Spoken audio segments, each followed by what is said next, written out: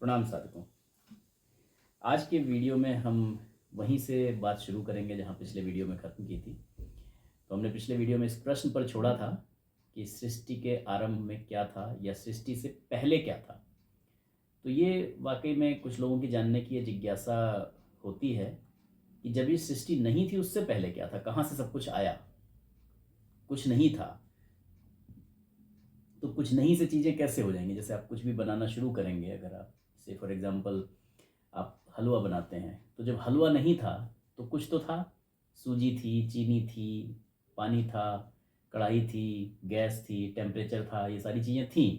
इनको आपने मिलाया, मिक्स किया तो चीज़ें बन गई। तो ऐसे ही सृष्टि से पहले भी कुछ तो रहा होगा ना जिससे सृष्टि बन गई। कुछ नहीं से तो कुछ नहीं बनता। तो अगर आप ये जानना चाहते हैं कि सृष्टि से पहले क्या था, तो अंत तक बने रहिए इस वीडियो में हमारे साथ। और यदि आप चैनल पर नए आए हैं तो चैनल को सब्सक्राइब कर लीजिएगा। अगर आपको हमारा ये प्रयास अच्छा लगता है तो चैनल को लाइक करना मत भूलिएगा और लाइक माइंडेड लोगों के साथ शेयर करना भी मत भूलिएगा। एक बार परम पूज्य गुरुदेव और परम वंदनीय माता जी का ध्यान करते हुए गायत्री मंत्र का पाठ करेंगे सस्वर, और उसके बाद आज की बात आगे बढ़ाएंगे। ओम भूर्भुवः स्वः तत्सवितुर्वरेण्यं भर्गो देवस्य धीमहि धियो यो नः प्रचोदयात्। प्रणाम।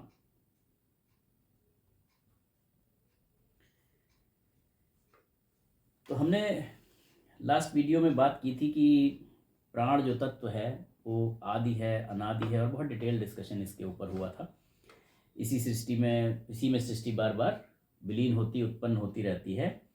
लेकिन अब बात ये आती है कि सृष्टि से पहले यहाँ पर क्या था। तो इसका उत्तर देते हुए शतपथ ब्राह्मण नाम का एक ग्रंथ है, उसमें ये उत्तर मिलता है।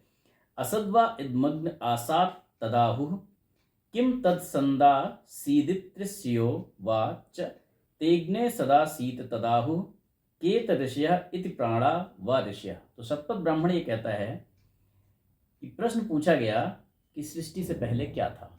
Straight forward question. उत्तर मिला ऋषि थे। नाउ द क्वेश्चन इज, सृष्टि से पहले ऋषि कैसे थे? बिकॉज हम तो ऋषि भी एक मानव मानते हैं ना, हम ऋषि को एक इंसान मानते हैं, बॉडी के रूप में देखते हैं। तो फिर से क्वेश्चन आया कि फिर ये ऋषि क्या थे? उत्तर मिला वे प्राण थे। तो ये ऋषि जो बात हो रही है कि ये जो ऋषि थे सृष्टि से पहले, वो बॉडी वाले दाढ़ी बढ़ाए हुए जो सीरियल में आप देखते हैं वो ऋषि नहीं थे, ये ऋषि प्राण थे। तो ये प्राण ही एक्चुअली ऋषि हैं। इसीलिए बार बार ये वर्णन आता है, ऋषि परंपरा में जाइए, ऋषियों का अनुगमन करिए। तो ऋषियों का मतलब प्राण के पीछे जाना है, प्राण का अनुगमन करना है। ऋषि परंपरा को अपनाइए, प्राण को अपनाइए, प्राण को धारण करिए। तो the point is everything lies in प्राण। तो वो सब कुछ प्राण में है। आज जैसा हम पिछले वीडियो में भी चर्चा कर रहे थे कि आज क्योंकि हम इस बॉडी में इतने टाइम से हैं, इतने टाइम से मतलब इस जन्म से जितने साल के हम हैं उतने साल के तो हैं ही, ये तो हमें याद है। इससे पीछे भी हम अनेक बॉडी में रहते हुए आ रहे हैं। वो मानव बॉडी हो सकती है, वो अलग अलग तरह की बॉडी हो सकती है। इसलिए हम बॉडी से अलग कुछ कल्पना कर नहीं पाते। हम जो देखते हैं टीवी सीरियल्स में ऋषि, वही हमने ऋषि की वो मान ली। बट ऋषि एक्चुअल में सृष्टि से पहले थे, और ये ऋषि एक्चुअली प्राण हैं। वो प्राण ऋषि हैं। इस वजह से सृष्टि से पहले भी प्राण था, सृष्टि के बाद भी प्राण रहेगा। That's the power. और अगर देखा जाए तो पहले जितने भी शोध, जितने भी बहुत अच्छे ग्रंथ, जब उनके रचयिता को ऋषि कहा जाता था। करेक्ट। कि ये ऋषियों ने लिखा है, ऋषि वाणी है। तो अगर आप देखें तो अगर आप उन ग्रंथों को पढ़ते हैं तो अल्टीमेटली आपको उसमें प्राण का चिंतन ही मिलता है। और ऐसा आज अगर इस शब्द के अर्थ के अनुसार समझा जाए कि प्राण का मतलब ऋषि, ऋषि का मतलब प्राण, तो यानी कि ऋषियों ने ही उस प्राण तत्व की खोज की और लोगों तक पहुंचाने के लिए उसे लिपिबद्ध किया और लोगों तक पहुंचाया, सो दैट कि आप प्राण तत्व की जो नॉलेज है वो जनमानस तक पहुंच सके। दूसरे शब्दों में आप जब ये बात आती है कि अलग अलग शास्त्रों में अगर आप देखेंगे तो सतपथ ब्राह्मण का कहना है कि सृष्टि से पहले क्या था, तो सृष्टि से पहले ऋषि थे, ऋषि क्या थे, तो ऋषि प्राण थे, तो वो कहते हैं प्राण है। और आप किसी शास्त्र में जाएं तो ये होगा कि साहब सृष्टि से पहले ओंकार था, सृष्टि से पहले शिव थे, सृष्टि से पहले ब्रह्म थे। तो आप ब्रह्म कहें, प्राण कहें, ओंकार कहें, एनर्जी कहें, ऊर्जा कहें, है ना, या मॉडर्न साइंस जिसको बिग बैंग कहती है कि एक विस्फोट हुआ, वो एनर्जी कहें, कुछ भी कहें, that is the main source. और यहाँ पर उसको आप प्राण के रूप में समझ सकते हैं। तो वो प्राण एक्चुअली ब्रह्म रूप है बेसिकली। एक्चुअली देखिए, जितने भी अलग नाम भी लेके अगर बुलाया जाता है, जस्ट लाइक आपने कहा कि कोई शिव कहता है कि सृष्टि के सबसे पहले आदि उसमें शिव थे या ओंकार थे, एंड जब उसके भी मूल में जाएं कि शिव की परिकल्पना क्या है या उस ओंकार की परिकल्पना क्या है, तो अल्टीमेट जो वो आता है निकल के, जो निष्कर्ष निकलता है वो यही निकलता है कि बेसिक जो ओरिजिन आप कह सकते हैं वो था उस एक परम सत्ता, एक डिवाइन जो सोर्स ऑफ एनर्जी है, उसे आप प्राण कह सकते हैं, उसे आप शिव कह सकते हैं, उसे आप ओंकार कह सकते हैं। एंड अलग अलग पंथ में अलग अलग तरह के नाम दिए गए हैं, बट जो सारे पंथ, सारे धर्म, सभी का जो क्रक्स है वो निकल के आता है कि there is a supreme power called God, ईश्वर। अलग अलग पंथ में जो नाम दिए गए हैं उसके पीछे आपकी लैंग्वेज और आपकी सोचने के तरीके और जियोग्राफी का डिफरेंस है। तो अलग अलग पंथ में जो नाम दिए गए हैं वो आप जिस लैंग्वेज में सोचते हैं तो आपने उसके अकॉर्डिंग नाम दे लिए, राइट। दूसरा, आप जहाँ पर हैं वहाँ के हिसाब से क्या चीज़ें आपको पावर देती हैं, क्या चीज़ें आपकी पावर लेती हैं, उसके हिसाब से आपने दे दिए। कई जगह पर आप समुद्र के आसपास देखिए तो वहाँ पे आपको समुद्री जो जीव हैं उनकी शेप के आपको देवता और उस तरीके की चीज़ मिलेंगे, क्योंकि ज़्यादातर उनको वहाँ से पावर मिलती है ना, या नारियल से मिलेंगे। जस्ट लाइक कि लोगों के जो लोकल्स में आप उनके कुल देवता, कुल देवी, कुल देवी, बेसिकली आपको जिस चीज़ से ज़्यादा आहार मिल रहा है, ज़्यादा पावर मिल रही है, ज़्यादा आजीविका के साधन मिल रहे हैं। बेसिकली क्योंकि प्राण की जो ऊर्जा स्रोत है वो आहार है, और इसीलिए वो जो प्राइम इम्पोर्टेंस आहार को दिया जाता है, और इसीलिए आई थिंक इस तरह के देवी देवता जो भी आप बनाए जाते हैं, मेन चीज़ ये है कि जिससे हमें मेन ऊर्जा मिलती है, उससे रिलेटेड हम राइट। जैसे सनातन पद्धति में आप देखिए तो हम हर चीज़ की पूजा करते हैं। हम नदियों को पूजते हैं, क्यों? बिकॉज आपकी जो लाइफ का सोर्स है वो अन्न से ज़्यादा जल है, तो आपको सबसे पहले जल चाहिए। तो हमने नदियों को पूजा, है ना। हम गंगा को माँ कहते हैं, हम यमुना को माँ कहते हैं, हम नदियों को माँ कहते हैं, सागर को हम पिता कहते हैं क्योंकि बहुत बड़ा अथाह सागर है, तो जल राशि है। क्यों?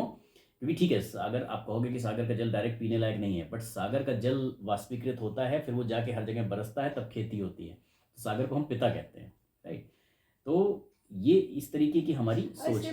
लॉजिक भी है। अगर आप देखें तो अगर हमारी जो परिवार परंपरा है उसमें देखें तो माँ का प्यार प्रत्यक्ष होता है, अक्सर दिखता रहता है, सभी को दिखता रहता है, इसलिए बहुत बड़ी बड़ी बात है। एंड पिता का प्यार प्रत्यक्ष नहीं होता, परोक्ष रूप से होता है, बट होता है, ऊपर उठता है फिर बरसाता है। यस, एंड बट इम्पोर्टेंट बहुत होता है। अगर आप देखें तो किसी भी फैमिली को रन करने में जो एक, आज की बात नहीं कर रहे हैं कि क्योंकि कई लोग ऑफेंसिव हो जाते हैं कि सिर्फ पिता सत्तात्मक ही नहीं है, फीमेल्स भी बहुत कुछ रहते हैं, बट अदरवाइज एक चीज़ देखें तो पिता का बहुत एक इम्पॉर्टेंट रोल है, राइट। तो जैसा इसलिए सागर को कहा गया है कि अगर आप वैसे देखें तो जो पिता का रोल है फैमिली में, वो तप करता है, तपता है, दिन भर जाता है, अपने आप को तपाता है, चीज़ें लाता है, फिर सब में बांट देता है। तो वो सागर का भी हुआ, तपता है और वो बाद में बादल के रूप में जाती है और वो सब में बांट देता है, राइट। एक्चुअली इसका मतलब ये नहीं है कि किसी की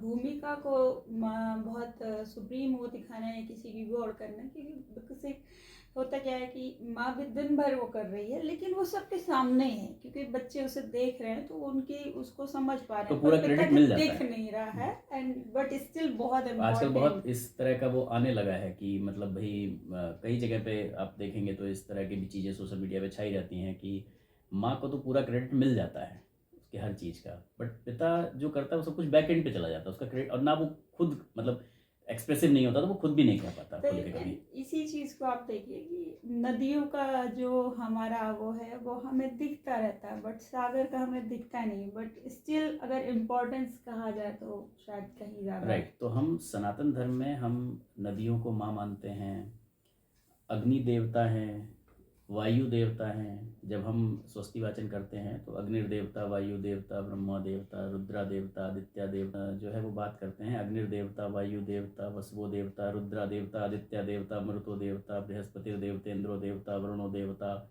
सबकी हम तो वरुण हमारे देवता हैं, आदित्य हमारे देवता हैं, आदित्य मतलब सूर्य हमारे देवता है, वरुण मतलब जल हमारे देवता हैं, अग्नि हमारे देवता हैं, बृहस्पति हमारे देवता हैं, है ना, क्योंकि बृहस्पति मतलब गुरु, तो दैट इज गुरु, जो सबसे बड़ा है। गुरु, गुरु मतलब गुरु तत्व भी है और गुरु मतलब बड़ा भी है, तो बड़ों को हम देवता मानते हैं, वायु को हम देवता मानते हैं। तो आप अगर उसको देखें, ये सब चीज़ें जीवन से आपके जुड़ी हुई हैं, तो हम उन सब चीज़ों को पूजते हैं, हम उनको सबको सम्मान देते हैं। This is the beauty of Sanatan Dharma, वही दे बात आर है। Grateful for everything. हमें जिस चीज़ से पावर मिल रही है, हमें जिस चीज़ से पावर मिल रही है, हमें जिस चीज़ से कुछ भी मिल रहा है, तो सबसे पहले हमें क्या मिल रहा है? हमें सबसे पहले ऑक्सीजन चाहिए, वायु, तो हम वायु हमारे देवता हैं। फिर हमें जल चाहिए, तो वरुण हमारे देवता हैं। धरती पे अन्न उपजाने के लिए सूर्य चाहिए ही चाहिए, तो सूर्य हमारे देवता हैं। प्लस सूर्य ही वो जल खींच के पूरे सब में बरसाते हैं, तो वो हमारे देवता हैं। बृहस्पति हमारे देवता हैं, गुरु जो हमको ज्ञान देते हैं, सिखाते हैं, तो वो हमारे देवता हैं, है ना।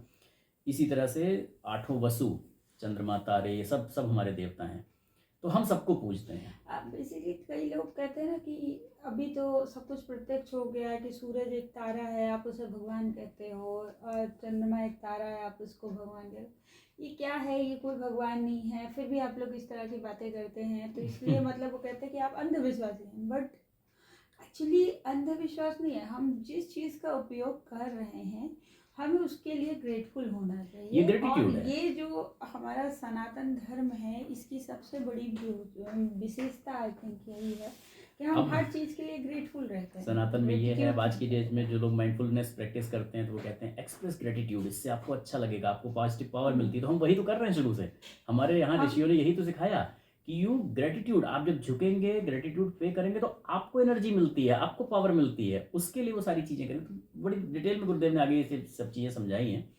तो कहने का मतलब ये है कि हम हर चीज़ की पूजा कर रहे हैं जिसमें भी प्राण है, हर चीज़ में प्राण है, इन सारी चीज़ों में प्राण है, हम इसलिए पूजा कर रहे हैं। तो जो आपने कहा अलग अलग पंथ में उन्होंने अलग अलग नाम दिए, नाम उन्होंने अपनी लैंग्वेज के हिसाब से दिए, अपनी थिंकिंग के हिसाब से दिए, अपनी फीलिंग के हिसाब से दिए, अपनी जियोग्राफी के हिसाब से दिए, राइट। जैसे अरब में आप देखें तो अरब में क्या होता है कि अरब में वो सूर्य को नहीं पूजते, क्योंकि रेगिस्तान है, रेत है, तो जैसे ही वो धूप आती है तो सूर्य तपता है, उन्हें ज़्यादा परेशानी हो सूर्य रही है। तपता है, तपिश होती, पानी है नहीं, तो सूर्य से उनको प्रॉब्लम है, पानी है नहीं, तपन हो रही है, कहाँ से पानी पिए। चंद्रमा आता है तो वो शीतलता लाता है, तो सब कुछ चंद्रमा के हिसाब से करते हैं। चंद्रमा तो इसलिए चंद्रमा उनका देवता है, वो चंद्रमा के हिसाब से सारी चीज़ें करते हैं, राइट। अब मरने के बाद वो जलाते नहीं हैं, क्योंकि उनके पास लकड़ियाँ नहीं हैं, जलाएंगे कहाँ से? रेत बहुत है, कहीं भी दबा दो उठा के, तो दबा सकते हैं। तो हर चीज़ उसके हिसाब, एक्चुअली हर चीज़ उसके हिसाब से बनी है। अगर आप देखें ना और लॉजिकली समझे तो किसी भी पंथ में, किसी भी मजहब में, किसी भी धर्म में कोई एक्चुअली प्रॉब्लम है ही नहीं। जियोग्राफी नहीं, आप सब कभी भी जगह देखें अपने तो हिसाब सारे से चीजें पंथ, हों। मजहब, धर्म जियोग्राफी के हिसाब से बने हैं, जहाँ जो चीज़ अवेलेबल है उसके हिसाब से बनी है। आप देखिए जो कोस्टल एरियाज हैं वहाँ पे सब लोग सी फूड खाते हैं। आज तो ट्रांसपोर्टेशन हो गया, आज आपको सारी चीज़ें दिख रही हैं, ग्लोबलाइजेशन दिख रहा है, सब कुछ दिख रहा है, हर जगह हर चीज़ पहुँच जा रही है। बट एक टाइम था जहाँ जो चीज़ उग रही वही आपको मिलेगी और कुछ मिल ही नहीं सकता, तो उनको सी फूड मिल रहा है तो वो सी फूड खा रहे हैं। जो चीज़ें हैं आज की डेट में नहीं है, तो आज की डेट में लोग छोड़ते चले जा रहे हैं। जब आज अवेलेबल होने लगा तो लोगों ने भी छोड़ना शुरू कर दिया कि हम क्यों करें, हम अपना ठीक है इसको खाएंगे। वहाँ पे आप देखिए तो नारियल की खेती होती है कोस्टल एरियाज में, तो सारी चीज़ें आपको चटाई से लेके सब कुछ नारियल का मिलेगा। जो चीज़ जहाँ अवेलेबल है वहाँ पर उस तरीके से चीज़ें चलती हैं और हर चीज़ में प्राण विद्यमान है। तो यही कहा गया कि सृष्टि के आरंभ में सबसे पहले प्राण तत्व उत्पन्न होने का वर्णन शास्त्रों ने किया कि सबसे पहले प्राण तत्व आया। जगत, जड़ जगत में पंच तत्वों का और चेतन प्राणियों में विचार शक्ति का आविर्भाव उसी से हुआ। तो ये जो प्राण आया, तो कहते हैं जड़, जड़ मतलब वो हमने पिछले में भी बुक किया था कि पत्थर, मिट्टी, ये जड़ हैं जिनमें प्राण नहीं है, जो अपने आप बढ़ते चलते नहीं है, दे आर उसमें आपका चलने फिरने वाला हिसाब नहीं है। तो कहते हैं कि जड़ जगत में पंचतत्व बने। पंचतत्व मतलब क्षितिजल हाँ। पावक गगन समीरा। कुछ लोगों को यहाँ पे कंफ्यूजन होता है और वो पेड़ों को भी और वनस्पतियों को भी जड़ उसमें ले लेते हैं। तो बेसिकली ये लिविंग बीइंग्स हैं और अब तो साइंस भी प्रूव कर दिया है कि ये सांस लेते हैं, ये भी पूरी तरह समाई तरह फलते फूलते, तो जड़ता नहीं है इनमें। हाँ। ये प्राण तत्व तो जड़ इसीलिए कहा कि जड़ जगत में पंचतत्व बने, क्षिति, पृथ्वी, जल, तो जल तो पता ही है, पावक अग्नि आग, गगन आकाश और समीरा वायु। तो पंच तत्व बने, प्राण से सबसे पहले ये पंच तत्व बने।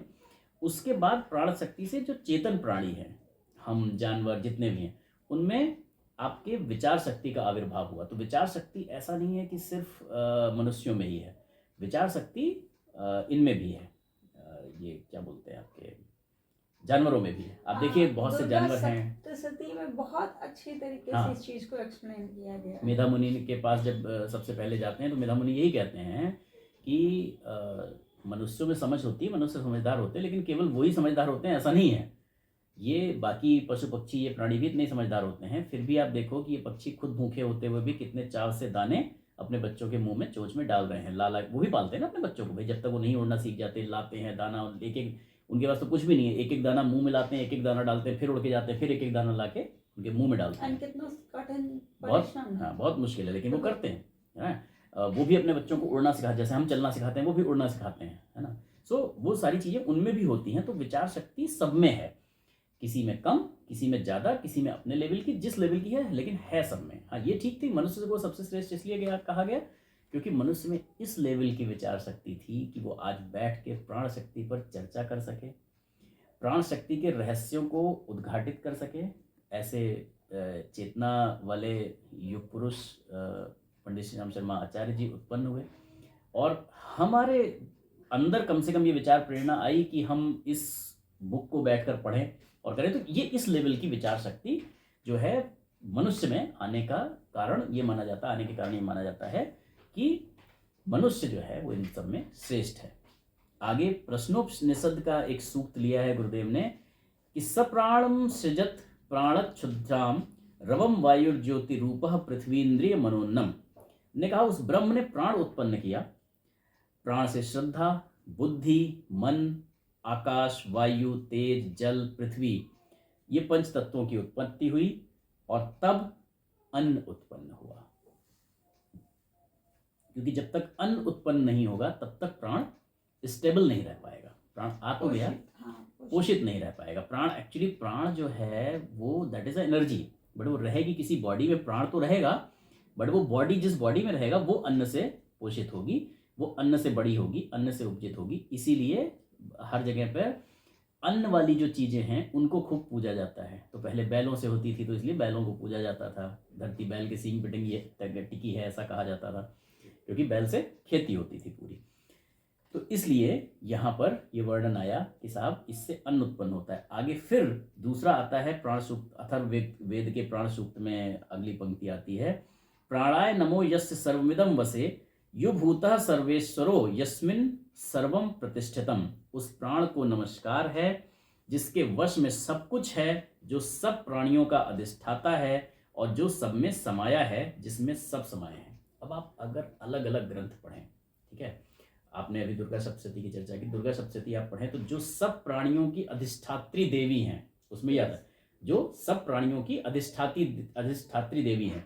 हम अपने दूसरे चैनल तुलसी साहित्य सागर पे रामचरितमानस की चर्चा कर रहे हैं, वहां पर गोस्वामी तुलसीदास जी कहते हैं जो सब प्राणियों में विद्यमान है, वो चेतना के, हाँ, चेतना के स्तर पे विद्यमान आकर 4,84,000 जाति जीव जल थल नभवासी, सीय राम में सब जग जानी करो प्रणाम। जो पंडित कहते हैं जितने भी 84 लाख योनियों में प्राणी हैं, जल थल नभ में कहीं भी रहने वाले, उनको सबको मैं सीताराम में जानकर। एक्चुअल में मैंने जो कहा, आप उनको प्राण शक्ति कहें, आप उनको सीताराम में कहें, आप उनको दुर्गा माता कहें, नाम कोई भी दे लें, नाम रूप में से कोई फर्क पड़ता नहीं है ना। जो मतलब वेदांतिक प्रिंसिपल जो कहता है कि ये तो नाम रूप है खाली, बाकी है तो आप समझने के लिए आपको देना पड़ेगा, समझने के लिए आपको रूप भी देना पड़ेगा, समझने के लिए नाम भी देना पड़ेगा, वरना आप समझ नहीं पाएंगे। आप इस तरीके से देखें कि कपड़े के जो धागे होते हैं उनसे एक कपड़ा बन गया, अब आप उस कपड़े की शर्ट बनाइए, टी शर्ट बनाइए, सलवार सूट बनाइए, साड़ी बनाइए, कुछ भी। बेसिक क्या है? बेसिक वो धागा और वो कपड़ा है, उसका शेप फॉर्म अलग अलग हो सकता है, वो बाकी लोग उसको अलग अलग नामों से पुकार सकते हैं, लेकिन अगर आप उसकी मटेरियल में जाएंगे तो वो धागे मिलेंगे। ऐसे ही सेम चीज़ ये है कि अलग है। बड़ी अच्छी कथा मुझे याद आ गई। तो एक बार वहाँ पे ये होती है ना, गणेश चतुर्थी आती, गणपति पूजा होती, तो बहुत बड़े व्यापारी जो हैं वो गए, उन्होंने कहा आप सोने के गणपति बैठाएंगे अपने। तो पहुँचे सुनार के पास, ज्वेलर के पास, तो उन्होंने कहा कि साहब गणपति दे दीजिए। तो उन्होंने अपना गणपति की मूर्ति उठाई, तोली, बता दिया साहब ये रेट इतने के हो गए। तो उन्होंने कहा मूसक भी दे दीजिए। बोले साहब मूसक भी सोने के लेंगे? बोले हाँ मूसक भी सोने के लेंगे। उन्होंने मूसक भी तोला, दे दिया। तो उन्होंने कहा कि साहब वो मूसक भी सेम रेट और गणपति भी सेम रेट? उन्होंने कहा for you this is Mushak and this is Ganpati, for me it's all gold. Yes. तो उन्होंने कहा कि आपके लिए ये गणेश जी हैं और ये मूसक है, मेरे लिए सब सोना है, तो मैं तो सोने के रेट में तोलूंगा, ऑब्वियसली बात। मैं तो सो ये बात बड़ी सिंपल है। व्यापारी ने बड़ी सिंपल से जो बात कह दी वो आप समझिए। For somebody it's Durga, for somebody it's Ram, for somebody it's Krishna, for somebody it's Shiv, for somebody it's Brahma, for somebody it's Kartikeya, for somebody it's Ganpati, for somebody it's Vivek, Shikha, anybody, for somebody it's Allah, for somebody it's Jesus, for somebody it's Maryam, for somebody anybody, but actually the मूल तत्व is प्राण तत्व। उसी को अलग अलग नामों से आप बुला रहे हैं। इसीलिए कहा गया सृष्टि से पहले ऋषि थे, तो आप उनको ऋषि कहें। ऋषि क्या थे? प्राण स्वरूप थे, राइट। तो जब कुछ भी नहीं था, एक भारत एक खोज पहले, बहुत पहले सीरियल आता था, तो उसमें शुरू में जो उनका वो गीत था वो कुछ इस तरीके से था, इस जगत से पहले जब कुछ भी नहीं था तब भी मैं था, जब कुछ नहीं रह जाएगा तब भी मैं रहूँगा। तो ये मैं जो है, जिसने ये शरीर पहन रखा है, एक्चुअली वो तब भी था, वो आज भी है, अभी बहुत सारे रूपों में है, विभक्त है, और वो फिर मिल जाता है और सब कुछ खत्म हो जाता है। लेकिन ना कुछ खत्म होता है। अब तो साइंस भी ये मानता है ना कि आप यू कैन ओनली कन्वर्ट, आप एक मटेरियल से, पदार्थ से दूसरे पदार्थ में कन्वर्ट कर सकते हैं। आप लिक्विड को गैस में, गैस को सॉलिड में, अगेन लिक्विड में कन्वर्ट कर सकते हैं, बट कुछ भी खत्म नहीं होता। आप जला भी दीजिए तो वो एनवायरनमेंट में रहता है। इसीलिए आजकल कहा जाता है कूड़े को जलाइए मत, क्योंकि जला के आप और नुकसान कर रहे हैं। जो एक जगह था उसे आप पूरे में फैला दे रहे हैं, एयर पोल्यूशन कर दे रहे हैं।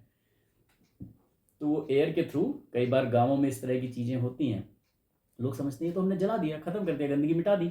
आपने गंदगी मिटाई नहीं, जो गंदगी एक जगह थी उसको आपने पूरे एनवायरनमेंट में, मतलब एटलीस्ट जितना भी एरिया वो कवर कर पा रहा होगा, 100 मीटर, 200 मीटर, 500 मीटर, 1-आधा किलोमीटर आपके गांव की वायु, उसको आपने पूरे को दूषित कर दिया, और अब वो नाक के फॉर्म में अंदर जाएगा, सबके सांस के फॉर्म में, लंग्स को इफेक्ट करेगा, राइट।